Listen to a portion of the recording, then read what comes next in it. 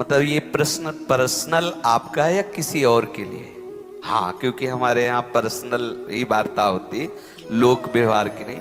इसमें कोई शर्माने की जरूरत नहीं। इसमें आपने लिखा व्यसन में डूब करके जो कुक्रिया करते हैं एवं उनसे होने वाली जो खराब परिस्थितियां वह कैसे ठीक हो।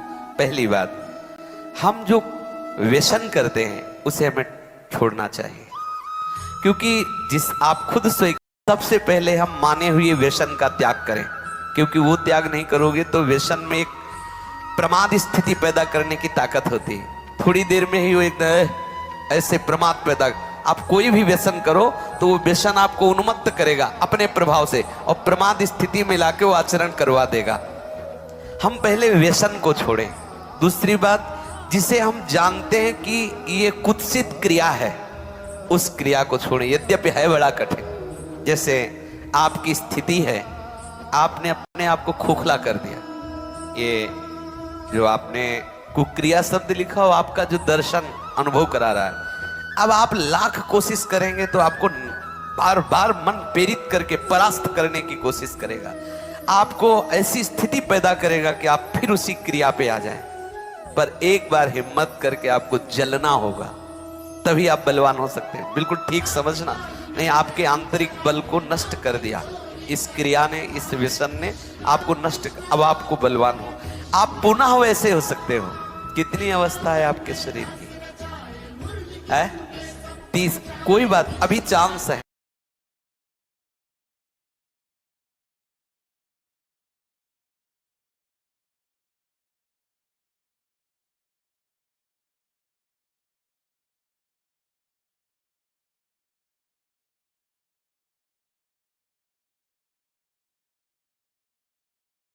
अभी आप सुधर सकते हो।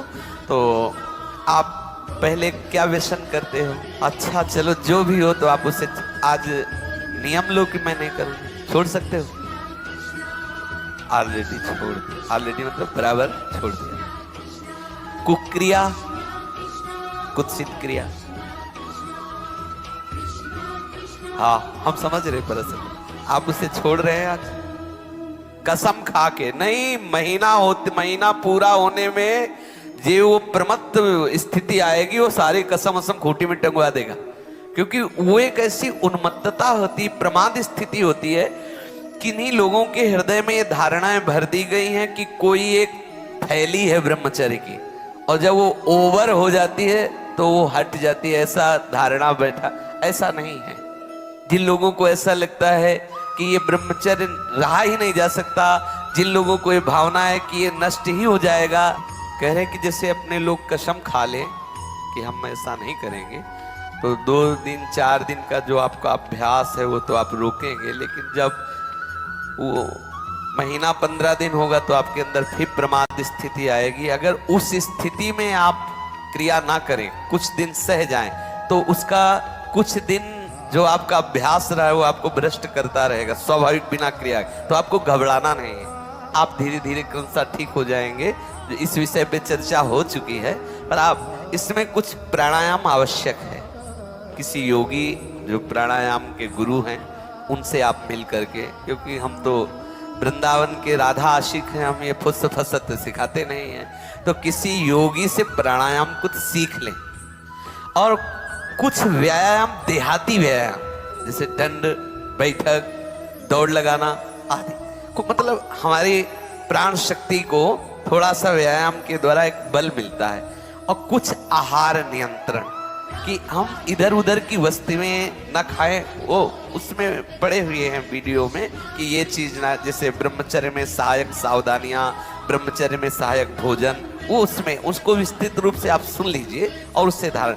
मुख्य बात है चिंतन बदलना, ये सब गौड़ बात है, मुख्य बात है चिंतन बदलना। यदि हमारा चिंतन विषय लोलुप बना रहा तो चाहे जितना सात्विक भोजन करो, चाहे जितना आप नहाओ धो पवित्र व्यायाम सब, लेकिन आप रोक नहीं सकते, क्योंकि चिंतन है। चिंतन बदलना अति आवश्यक है। उसके बदलने के लिए सत्संग, शास्त्र स्वाध्याय, नाम जप तीनों आवश्यक है। सत्संग और शास्त्र स्वाध्याय और नाम जप। भले गृहस्थी में हो 30 मिनट अगर हम शास्त्र स्वाध्याय कर लें, मानो श्री स्वामी राम सुखदास जी की टीका जो की हुई गीता है वो अमृत है साधकों के लिए, चाहे गृहस्थ हो चाहे विरक्त हो, जरूर स्वाध्याय करना चाहिए। किसी भी संत महापुरुष पर जिस पर श्रद्धा हो उसके प्रवचन सुने, और जो भी भगवान का नाम प्रिय हो वो नाम सुमिरन करे। इससे आपका चिंतन बदलेगा, और व्यायाम प्राणायाम से शरीर की नस नाड़ियां मजबूत होगी, शुद्ध आहार से आपको एक सपोर्ट मिलेगा। तो आप तीनों पर दृष्टि डालें, आहार ठीक हो, भजन साधन से चिंतन आप अपना ठीक कीजिए, और संकल्प दृढ़ निश्चय के द्वारा उन अशुभ क्रियाओं को दूर कीजिए। जो अशुभ क्रियाएं आप करते रहें तो आप सुधर जाएंगे, नहीं तो देखो कुछ दिनों बाद ऐसा होने लगेगा, आप देखना आपकी विचार शक्ति लुप्त हो जाएगी, आपके अंदर बिना किसी कारण के शंका बनी रहेगी, भय बना रहेगा, घबराहट बनी रहेगी, हर व्यक्ति से बात करने में चिड़चिड़ापन आए, मतलब कितनी तरह की परेशानियां आ जाएंगी। देखो हमें किसी से लेना देना थोड़ी है, तुम हमारे आत्मा हो तो हम आपको सुख पहुंचाने के लिए कह रहे कि आप पुष्ट बनो, आप बलवान बनो, गृहस्थी भी बनो, तो स्वस्थ और सुखमय जीवन व्यतीत करो। अब देखो अभी आपकी अवस्था क्या, 30 वर्ष की अवस्था का जो मनुष्य शरीर है वो पूर्ण स्वस्थ हष्ट पुष्ट होना। देखो आप ऐसे लग रहे हो जैसे बहुत आप चिंताग्रस्त हो, आप बहुत परेशान हो। इससे हुआ क्या, आपने खिलवाड़ कर लिया, तो इसलिए बात है। अब सावधान हो जाए, बोलिए अब क्या बात, जो आज सुना उससे जीवन में धारण करो, ठीक है।